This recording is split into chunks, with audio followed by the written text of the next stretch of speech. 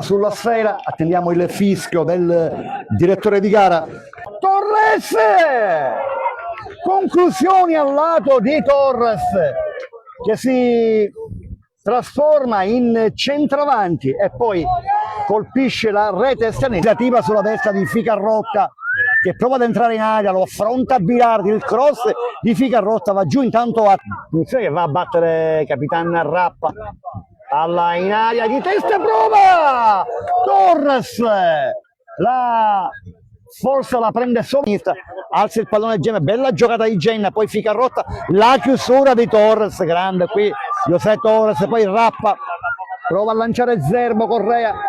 la lascia, poi scivola. Questi calci piazzati perché l'Accademia ha dimostrato di sfruttarli molto bene rendendosi sempre pericolosa. Sì, è vero, poi Rappa va pure in barriera, attendiamo il fischio, parte Campanella, palla sul primo palo, ma Tarantino in tuffo si distende e Rappa, palla al centro dell'area, prova Zerbo a sollevarsi, la chiusura poi Correa con sulle marcature, parte Campanella, esce Tarantino, la fa sua, poi va a scontrare Torres, l'entrevista di Gino, Bonello fuori, incredibile, Torres fallisce, l'1-0, va a colpire la trave di testa, poi Idrissu, attenzione a Cammarelli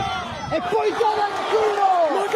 incredibile parata da parte di Tarantino che evita la capitolazione, mamma mia, qui Mario Tarantino sembrava Superman praticamente su questo pallone, sembrava ormai essere gol da Panaldo, pallone che viene conquistato da Bilardi che poi alza il pallone per Correa, è in posizione regolare Correa, prova la botta Correa, mamma mia qui Correa, confusione mancina alta di pochissimo. L'altra domani nella gara di ritorno a Trapani segnò su punizione proprio Ficarotta, lo facciamo gli scongiuri, pallaggino da parte di Ficarotta, fortunatamente finisce fuori di un non nulla con Tarantino, serve Torres e poi su Bonello solo, tira Bonello, incredibile, occasionissima per Bonello al 118esimo. Ma non si aspettava la prodezza di Grimaudo, davvero incredibile. Si gioca in un fazzoletto, la Parma prova a far rimanere lì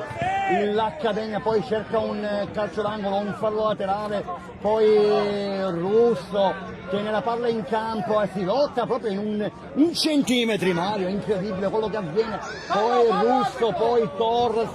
sembra Correa, tiene palla Correa, poi lancia Bonello a sinistra, la tiene Bonello, prova ad entrare Bonello, ancora Bonello, prova il destro però finisce al lato, manca 20 secondi al 120esimo e qui finale, la Parma rimane l'eccellenza, è finita, grande vittoria della Parma,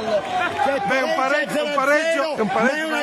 purtroppo retrocede in promozione, si festeggia al Franco Lomona con i ragazzi di Vittorietti che saltano.